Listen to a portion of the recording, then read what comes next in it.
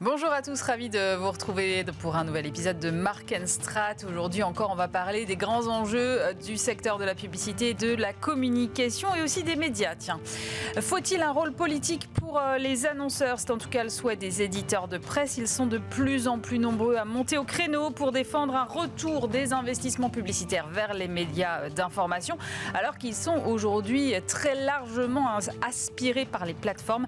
Les annonceurs sont-ils prêts à jouer ce rôle? Les agences médias peuvent-elles les y aider? On en parle dans un instant avec Thomas Jamet, le président de l'UDECAM.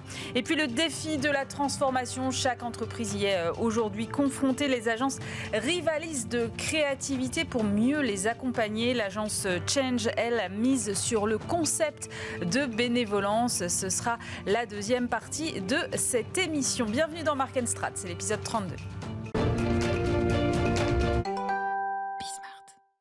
Et pour commencer cette émission, j'ai le plaisir de recevoir Thomas Jamet. Bonjour. Bonjour Aurélie. Thomas, président de l'UDECAM, l'association des agences médias. Thomas, vous avez organisé il y a quelque temps un colloque qui s'appelait Démocratie, information et publicité. Et j'ai le sentiment que depuis une petite année, peut-être un peu plus, le sujet est en train de monter assez fort du côté des éditeurs de presse. Il y a une vraie inquiétude aujourd'hui chez les éditeurs de presse. Est-ce que c'est ça qui vous a poussé finalement à organiser ce colloque ? Oui, tout à fait. Le rôle de l'UDECAM, c'est de faire en sorte que l'écosystème français, pas uniquement celui des agences, puisse prospérer. Donc notre rôle, en tant qu'association qui représentons effectivement une partie de cette industrie de la communication, c'est, quand on identifie qu'il y a éventuellement un problème ou un challenge à résoudre ensemble, de créer les conditions du dialogue et de mettre tout le monde autour de la table. Donc c'est ce qu'on a fait. Ouais. Et c'est la première fois, et on en était très heureux, et tout le monde en était très heureux, tout ce collectif, les éditeurs, les agences, parce que l'UDECAM a aussi organisé ce colloque avec la CPM. Donc il n'y avait pas que l'UDECAM, on était deux puissances invitantes, avec son président Gauthier Piquet. Et l'idée était de mettre en lumière et de rassembler et d'essayer de dresser des pistes pour l'avenir. Donc, mise en lumière, on a mis tout le monde autour de la table. Vous aviez la quasi-totalité des plus grands éditeurs de presse d'information françaises. On a débattu toute la matinée. Et puis, enfin, on a déclenché 3 grands chantiers qui vont commencer cet été. Alors, pour qu'on resitue le sujet, avant qu'on parle des chantiers, le sujet, c'est quand même globalement l'aspiration des recettes publicitaires par les GAFAM. Comment est-ce qu'on en est arrivé à ce point-là? Comment ça n'a pas pu être anticipé avant? Quelle est la part de responsabilité des annonceurs, des agences médias et des médias eux-mêmes qui peut-être ne se sont pas suffisamment remis en cause? Bien sûr. Alors en fait, il y a plusieurs choses. Il y a effectivement la captation de la majorité des investissements publicitaires digitaux par les plateformes. Et pour ça, je pense qu'il y a effectivement un souci à la fois en termes d'organisation dans la façon dont le métier de la communication évolue aujourd'hui. Typiquement, par exemple, les agences médias, c'est quelque chose qu'on peut regretter aussi, nous, en tout cas moi à mon niveau, vont aller eubiser de plus en plus. Ce qui fait qu'en fait, quand vous avez des plateformes à l'international qui achètent en France, ils ne connaissent pas la presse d'information française. Donc ils ne vont pas acheter forcément sur les médias d'information française. Donc ça, c'est un premier problème. Ça, c'est le problème le plus récent, on va dire. Et si on remonte dans le temps, de manière tout à fait récente quand même également, il y a à la fois une population, et c'est aussi un des chantiers, en agence média et même sur le marché français, un petit peu partout d'ailleurs, pas que dans les agences, mais je pense que l'industrie de la communication en France connaît moins bien les médias d'information français qu'auparavant. Donc forcément, on va moins les recommander. Ah ouais. Et on aura, oui, bien sûr. Mais comment ça s'explique ça, Thomas? Ça s'explique parce qu'il y a à la fois des populations qui ont été très... tous les acheteurs screen, par exemple, en agence média, qui vont être moins lecteurs de presse et qui vont du coup avoir moins tendance à les recommander. Et on se rend compte que même dans les équipes qui les connaissent bien, c'est-à-dire les équipes publishing des agences médias, eh bien là, c'est pour le coup plutôt la partie digitale dans la façon dont les agences sont organisées qui peut parfois être un petit peu compliquée à recommander. Donc en fait, il y a des questions de réglage. Donc ça, je pense qu'on peut y arriver. Voilà. Donc il y a à la fois les tendances internationales, les questions de réglage dans notre écosystème, et puis après, évidemment, il y a le poids et la dominance totale des plateformes. Nous, en tant qu'agence, on est aussi partenaire de ces plateformes, mais on est surtout partenaire je dirais, de l'écosystème français. Et on veut qu'il y ait, on va dire, le juste poids de l'audience, des médias d'information français qui leur reviennent. On a l'impression qu'aujourd'hui, effectivement, il y a une vraie dégringolade, une vraie baisse. On est passé de 3 milliards d'euros d'investissement sur ces médias en 2021 à 1,8 en 2022. Oui. Donc ça ne cesse de baisser. L'année dernière, c'était moins 6% encore. Donc les critères d'alerte sont là. Maintenant, il n'est pas trop tard et on a voulu tous ensemble, effectivement, non pas tirer la sonnette d'alarme, parce que je pense qu'on est tous conscients qu'il y a un vrai risque surtout pour la démocratie. C'est pour ça qu'on a voulu aussi faire ce colloque, oui, bien sûr. Pour faire le lien entre l'investissement publicitaire dans les médias d'information et leur indépendance. Et le fait qu'effectivement, si on tire le trait et la comparaison avec des pays comme les États-Unis par exemple, eh bien, dans les pays où la presse d'information libre disparaît, elle est remplacée soit par une presse d'information qui est plus libre du tout et qui est sous la coupelle de l'État ou de corporations, ou alors c'est la fête des fake news et c'est dramatique pour la démocratie. On voit ce que ça peut donner dans certains pays, effectivement, comme les États-Unis. Dans ce colloque, il y a des éditeurs de presse qui ont appelé à un rôle politique de la part des annonceurs. Vous qui êtes entre les médias et les annonceurs, est-ce que les annonceurs sont prêts aujourd'hui à jouer ce rôle politique ? Alors, moi, je ne suis pas là pour parler à leur place. On avait bien évidemment invité l'Union des marques. Hervé Navlou était là en sa qualité de président de l'Union des marques. Oui. Donc, il a brillamment et très clairement expliqué que le rôle des marques était effectivement celui-ci. Maintenant, je pense qu'on a tous une responsabilité et on ne peut pas rejeter uniquement, je dirais, la faute sur les annonceurs ou sur les agences ou sur la technologie ou autre. Je pense qu'on a une responsabilité collective et surtout, en fait, de préserver cet écosystème français qui est assez unique. C'est-à-dire qu'on a un nombre de marques de presse d'information qui est extrêmement diversifié, très puissante. Dans le top 10 des sites les plus puissants en France, il y a effectivement seulement, j'allais dire, 3 grandes marques médias d'information, ce qui est à la fois très peu, et en même temps, on se rend compte que ces marques sont très puissantes, sont extrêmement légitime et la qualité de contexte qu'on a en France et la qualité également des journalistes qui ont été salués et dont on a beaucoup parlé du travail des journalistes dans le colloque font que on a quand même des atouts. Et ces atouts, il faut pouvoir absolument les mettre en avant. Et je pense que les marques, les annonceurs sont très sensibles à la qualité du contexte. Encore faudrait-il pouvoir le mesurer réellement et mesurer l'efficacité de ce contexte. Et c'est là où nous, en tant qu'agence média, et notamment c'est un des chantiers qu'on va mener à partir de cet été, on a un rôle à jouer parce qu'on peut, en mesurant ce contexte et en montrant qu'on a effectivement un réel avantage à investir de l'argent des annonceurs dans ces nouvelles, je dirais, plateformes, parce qu'on peut aussi parler de la plateformisation de l'achat de ces marques médias, on se rendra compte effectivement qu'on aura sans doute fait une grosse partie du chemin. Alors sur les 3 chantiers, quels sont-ils ? Alors, donc, justement, plateformisation, c'est-à-dire essayer de faire en sorte qu'on puisse de manière agrégée recommander et acheter ces médias d'information et non plus de manière individuelle. On gagnera peut-être beaucoup d'efficacité à ce moment-là. Encore faudrait-il effectivement que les éditeurs, il y aura sans doute un investissement à faire, mais puissent concéder à effectivement faire ce travail en commun. Ouais. Donc il y a à la fois un enjeu, je dirais, entre eux politiques, et puis il y a aussi un enjeu d'argent.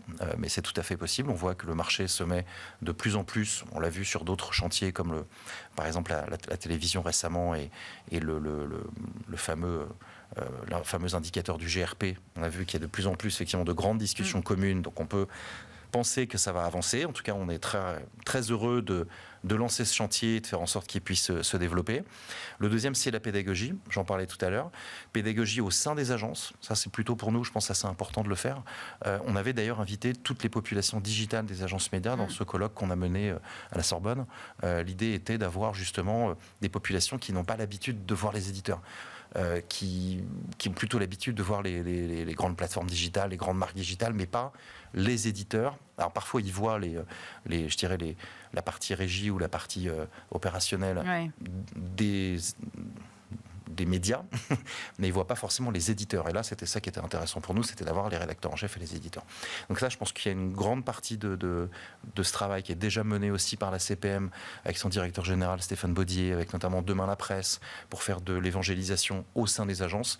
Il faut qu'on aille un cran plus loin. Et puis enfin, le troisième chantier, c'est j'en parlais également tout à l'heure, l'efficacité, pour faire en sorte qu'on puisse démontrer que la presse d'information et les médias d'information ont cette qualité de contexte qui, on va dire, vraiment rajoute un atout supplémentaire pour les annonceurs, à la fois en termes je dirais, de qualité de contexte, mais aussi de puissance.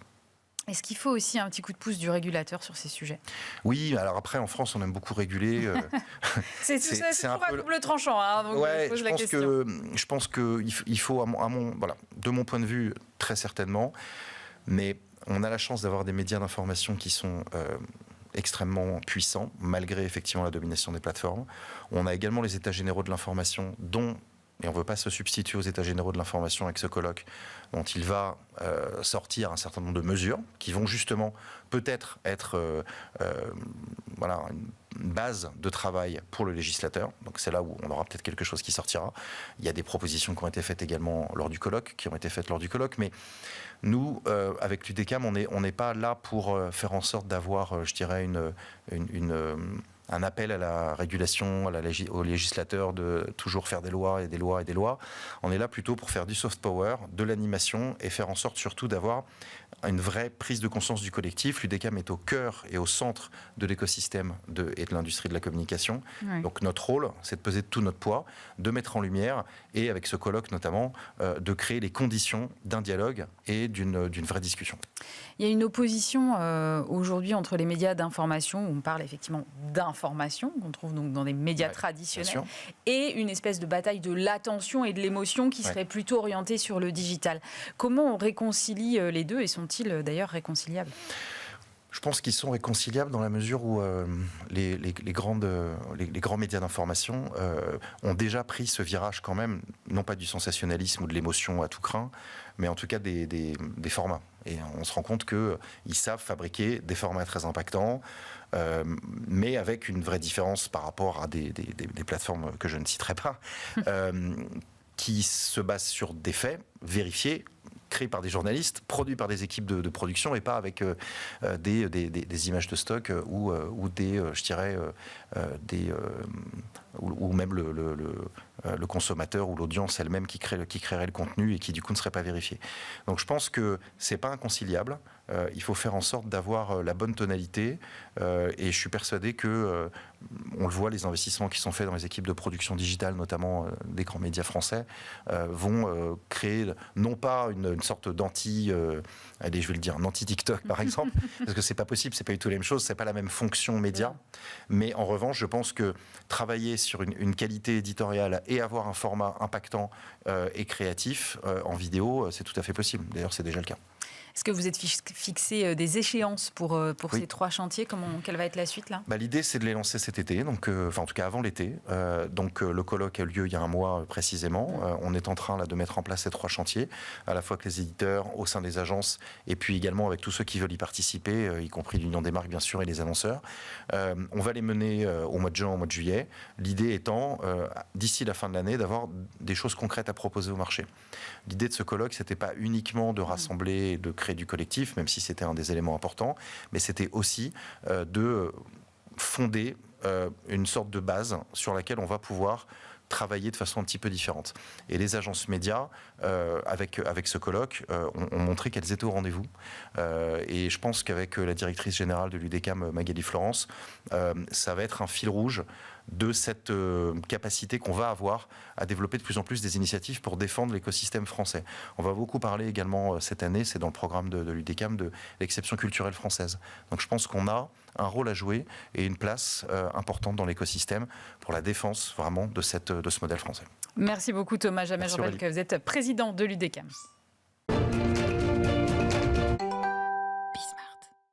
Et dans En Agence cette semaine, j'ai le plaisir de recevoir Patrick Mercier. Bonjour. Bonjour. Vous êtes CEO de l'agence Change. Alors, pour ceux qui ne connaîtraient pas votre agence, quel est son positionnement particulier ? Peut-être la resituer un peu ? Alors, merci de m'accueillir aujourd'hui. En fait, Change ou Change, ça dépend comment on veut le prononcer.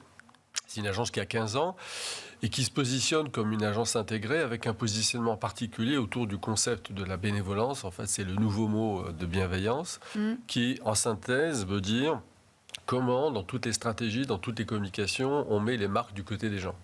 Et en fait, ce passage-là est très important parce que ça amène à parler des marques différemment, par exemple d'engager des programmes RSE différemment, imaginer des expériences. Donc ça amène en fait à une posture différente vis-à-vis des marques. Ça veut dire qu'elles étaient positionnées de quel côté auparavant ? On peut s'interroger, il ne s'agit pas de critiquer la posture des marques, ce n'est pas ça le sujet. En fait, on s'aperçoit qu'il faut de plus en plus rapprocher les marques des gens, des préoccupations des gens, de ce qui se passe. On s'aperçoit toutes et tous, que ça va très très vite en ce moment, encore plus avec les nouvelles technologies. Donc comment, en permanence, on crée cette proximité entre la préoccupation des gens et les marques, en étant toujours, entre guillemets, du côté des gens, c'est-à-dire en défendant les intérêts des gens. Vous avez lancé récemment une nouvelle structure qui s'appelle WeChange, qui est dédiée justement à cet accompagnement de la transformation des marques. Pourquoi il fallait une offre spécifique, une structure spécifique ? Alors, il y a 2 raisons. La première, c'est qu'on ne peut pas rester immobile dans un marché qui évolue très, très vite.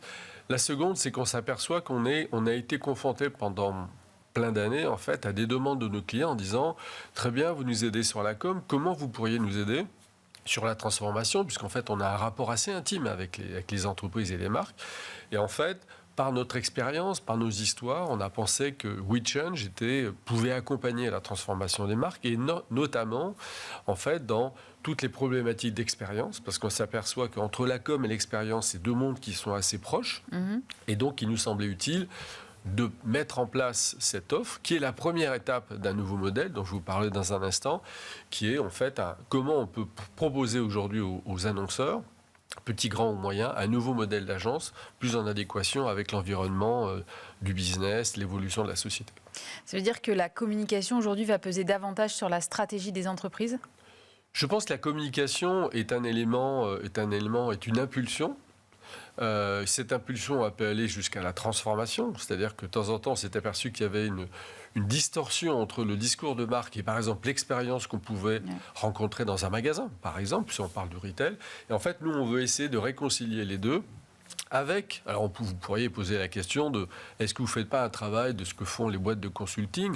En partie, je pense qu'on le fait de façon plus sensible parce qu'en fait, l'histoire des agences, c'est une connaissance hors norme des consommateurs et des marques, beaucoup plus sensible que, en tout cas j'espère, que les cabinets de consulting. Et donc on veut prendre position sur ce marché-là. Je me disais, en fait, auparavant, on avait peut-être une vision de la com qui était plus une marque a fait quelque chose et demande à la communication de le faire savoir. Et aujourd'hui, j'ai l'impression que ça s'inverse légèrement. C'est-à-dire les agences de com sont aussi vachement force de proposition pour faire évoluer les business models des annonceurs. C'est tout à fait juste. Je crois que là, le sujet que vous abordez est exactement, en fait, l'initiative avec WeChange et le nouveau modèle qu'on veut présenter, c'est qu'on s'aperçoit aujourd'hui que de temps en temps, les annonceurs nous disent, et c'est une préoccupation, c'est quel type de différence je pourrais présenter sur le marché. C'est un premier exemple, parce que dans l'agroalimentaire, par exemple, on s'aperçoit que les vraies innovations, il n'y en a pas beaucoup. Ouais. Il y a des améliorations, il y a des corrections, mais de vraies innovations, il n'y en a pas. Donc, comment on peut aider les annonceurs, en les connaissant bien, à proposer des différences, c'est comment ma marque peut être différente sur un marché encombré. Et pour ça, si on ne rentre pas dans le cœur du système pour essayer de détecter quelque part un point de différenciation, c'est plus difficile.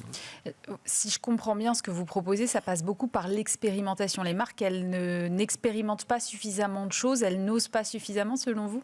C'est un peu plus complexe, c'est-à-dire qu'elles ont de formidables intuitions et parfois elles se bloquent en se disant « mais si je change cet élément-là, ça va être tellement compliqué que finalement il y a un renoncement ». C'est de l'autocensure. Exactement. Ouais. Et ce que nous on propose, c'est de dire pas d'inquiétude, on peut expérimenter, en fait c'est des micro-marchés ou des micro-tests, en disant si par exemple on fait ça, qu'est-ce que ça peut donner ? En ce moment on travaille pour une chaîne d'hôtellerie qui nous a posé une question qui est comment je peux avoir une innovation de différenciation de services dans un marché extrêmement banalisé ?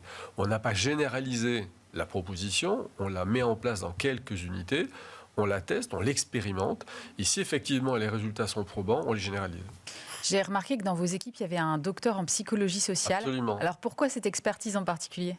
Parce qu'en fait, on s'aperçoit que, en complément des études qu'on peut avoir, la plupart sont intéressantes mais sont classiques, on voulait aller plus loin en fait dans la compréhension très fine de la société, et un docteur en psychologie sociale amène en fait un point de vue un peu différent sur comment les gens vivent avec les marques. D'ailleurs, on a demandé à ce docteur en psychologie sociale de nous faire une analyse sur l'étude de la bénévolence, qui sera communiquée dans quelques jours, et c'est extrêmement riche, où on s'aperçoit en fait que le vécu avec les marques est parfois un petit peu plus fin que lorsqu'on observe les études que nous connaissons tous.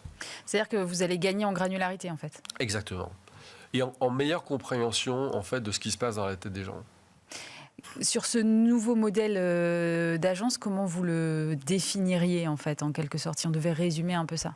En fait, comment on peut le résumer? C'est de se dire, on va partir des préoccupations des annonceurs qui sont plus ou moins exprimées. Je prends un exemple, on parlait tout à l'heure des... Quel type de différence on pourrait avoir? Deuxième élément, c'est comment je peux améliorer l'expérience de ma marque ou de ma chaîne de retail, etc. Troisième préoccupation, c'est où est-ce qu'il faut que j'investisse? Et en fait, les annonceurs se posent ce type de questions. Et ce que nous, on veut proposer comme nouveau modèle d'agence, c'est en fait répondre à ces questions avec des systèmes de mission bien compactes, assez courtes, de façon à amener ces réponses. C'est-à-dire qu'on change un peu l'organisation et la présentation des agences. On dit, voilà, il y a des préoccupations qui existent. Comment on peut y répondre de façon très pragmatique? Pour répondre, par exemple, on parlait du docteur en psychologie sociale, pour y répondre, il faut mieux connaître les consommateurs et mieux appréhender les problématiques d'expérience en restaurant, en magasin ou dans les chaînes de retail. De quelle manière ça impacte votre façon de travailler? Ça l'impacte de la façon suivante, c'est-à-dire que lorsqu'on a une problématique, on ne raisonne plus en communication. On dit c'est quoi le problème? Comment on peut le résoudre? Et peut-être que la solution, ce n'est pas de la com, peut-être que la solution, c'est un nouveau service sur lequel on va communiquer. Et tout à l'heure, vous disiez quelque chose de très intéressant, c'est qu'en fait, c'est en train de bouger. Ce qu'on nous demande, c'est, OK, la com, on sait que vous savez faire plus ou moins bien, plus ou moins de façon créative. Bon, ça, c'est un débat interminable. Ce qui est intéressant, c'est qu'est-ce que je peux amener comme support sur lequel on va communiquer? Et si les agences s'organisent pour amener ces nouveaux services, ces nouvelles offres, le travail, c'est de communiquer sur ce nouveau service, cette nouvelle expérience. Donc ça élargit en fait votre terrain de jeu, si je peux. Exactement. Ça l'élargit, ça le complète et ça rend justice, et je parle au nom de tous mes camarades d'agence, ça rend justice à cette formidable compréhension qu'ont les agences des consommateurs, des systèmes d'expérience, etc. Ça va varier aussi les profils qui travaillent à l'intérieur des agences. Exactement, ça va tout bouleverser, c'est-à-dire on conservera les créatifs bien évidemment, mais on aura besoin de consultants, soit en interne, soit en externe. Et par exemple, on crée dans WeChange, il y a une plateforme qui travaille avec énormément de consultants sur des secteurs très spécialisés, parce qu'on sait très bien qu'on ne peut pas avoir tous les experts en interne, donc on outsource un certain nombre de compétences. Quand on parle de tout ce qui est en train de changer, on ramène beaucoup de choses vous utilisez le mot bénévolence, mais aussi à tout ce qui tourne autour de la RSE. Ma question, c'est comment est-ce qu'on ne tombe pas dans du green ou du purpose washing? Parce que c'est quand même toujours le problème, c'est que la frontière est parfois ténue et que c'est difficile, parfois même pour nous journalistes, de savoir ce qui relève du discours, de la véritable action. Alors, c'est un sujet vaste, vous l'imaginez. En fait, il faut raisonner de façon très simple. Je pense que les annonceurs et leurs conseils savent identifier quand c'est, entre guillemets, du bullshit et quand c'est, en fait, ça tient sur rien. Ils le savent. Toute la question, c'est est-ce qu'ils décident de communiquer là-dessus ou pas? Et là, il y a une responsabilité commune entre les marques et leurs conseils de dire est-ce que je communique sur quelque chose qui n'est pas vraiment très stable? Ça, c'est un premier sujet. Donc, c'est une responsabilité d'entreprise de se dire, est-ce que je prends ce risque? Évidemment, nous, on conseille de ne pas le faire. Et parfois, il vaut mieux faire et ne rien dire et attendre le bon moment. Ça, c'est une première problématique. La seconde problématique qu'on rencontre aussi souvent, c'est qu'il y a beaucoup de choses intéressantes qui sont faites par les entreprises, des choses formidables, mais ils ont un mal de chien à le communiquer et en fait à le mettre en avant. Et j'ai fait un papier il n'y a pas longtemps dans La Réclame pour dire... De temps en temps, ça serait peut-être bien d'enlever un ou deux spots télé en prime time et de donner un peu d'argent, si je puis dire, aux personnes qui sont en responsabilité de la communication des programmes RSE pour donner plus de visibilité. Parce qu'il y a quand même une ambiguïté entre l'importance de la RSE et de la réputation et des investissements en termes de recherche et de communication sur ces sujets-là. Qu'est-ce qu'elle gagnerait à communiquer davantage sur ces sujets-là ? Parce qu'aujourd'hui, c'est une des attentes majeures de nous tous. Bien sûr. C'est de se dire, j'ai quand même envie de savoir si cette entreprise est sincère, responsable, et si elle fait des petites choses pour la planète ou pour d'autres causes. Ils attendent uniquement ça. Nous tous, on attend d'avoir des signes de bonne foi. Ça change la communication corporate alors ? Oui, ça va la rendre, à mon avis, plus intéressante. Parce qu'en fait, pendant des années, la communication corporate, elle devait être boring. On ne sait pas pourquoi, c'était comme ça. Je n'ai pas d'explication à ça. Aujourd'hui, elle peut devenir intéressante, elle peut devenir, entre guillemets, créative sur des sujets sérieux. Et j'espère qu'on va y arriver. Merci beaucoup, Patrick Mercier. Je Merci rappelle que vous êtes CEO de l'agence Change. C'est la fin de cette émission. Merci de nous avoir suivis. Bien évidemment, on se retrouve la semaine prochaine.